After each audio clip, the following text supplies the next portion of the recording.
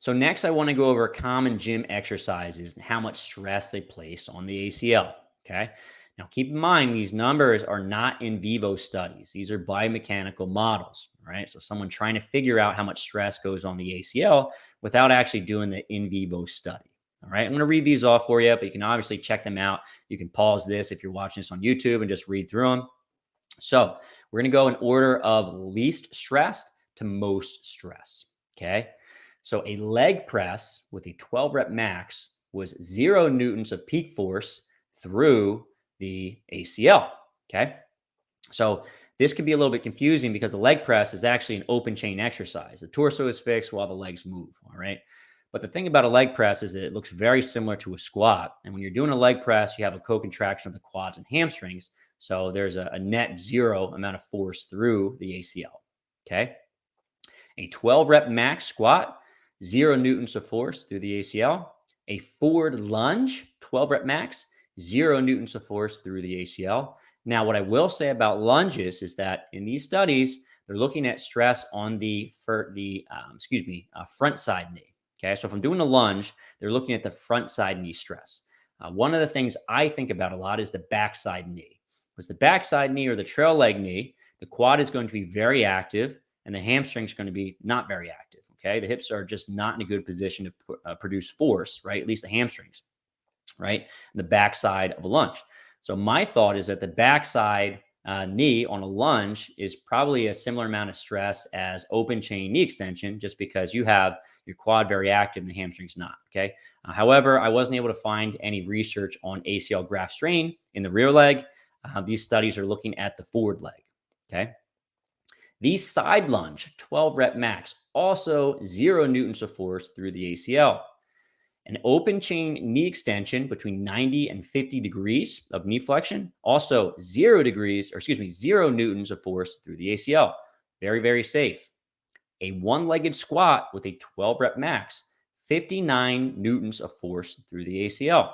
Okay, so starting to get a little bit of stress through that ACL. Level ground walking, so just walking around on the ground. Peak force of 303 newtons of stress through the ACL. Okay. And that's crazy to me. So think about, 12 rep max squat, no stress through the ACL, and then just walking around the ground, right? After you finish your set, 300 newtons of force. Okay.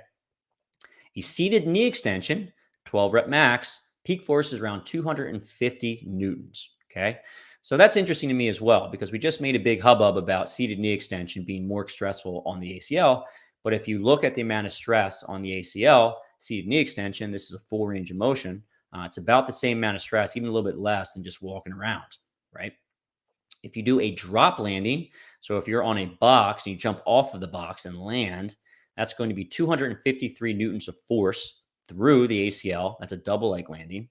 And if you look at single leg landing from a running to a stop position, that's 1,294 newtons of force through the ACL.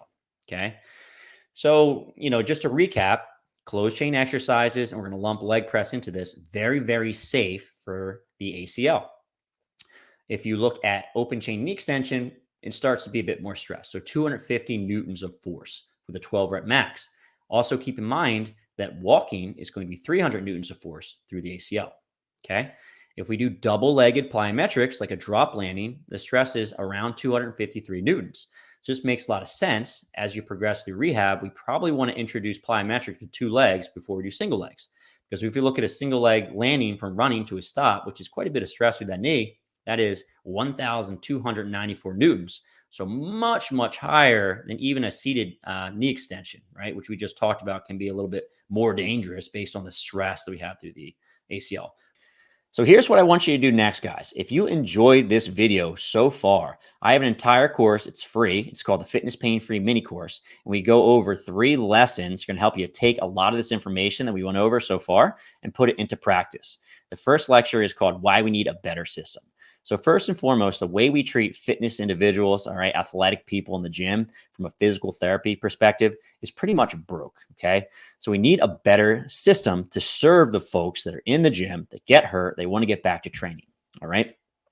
Lecture number 2 is called 7 Reasons Why People Get Hurt in the Gym. And essentially, we have to know the reasons why people get hurt in the gym so we can keep them safe in the future, right? And when they get hurt, we have to know why and how to get them back to training in the gym. Okay. So a thorough understanding of this is very, very important.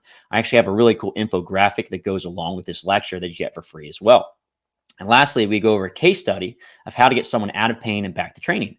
So these principles are all phenomenal, but we don't actually put it together and you don't understand how to create a program to get people back in the gym and keep them safe for the long term, then we lose, right? So I'll put a link in the show notes for this. It's a fitness pain-free mini course. Definitely check this out.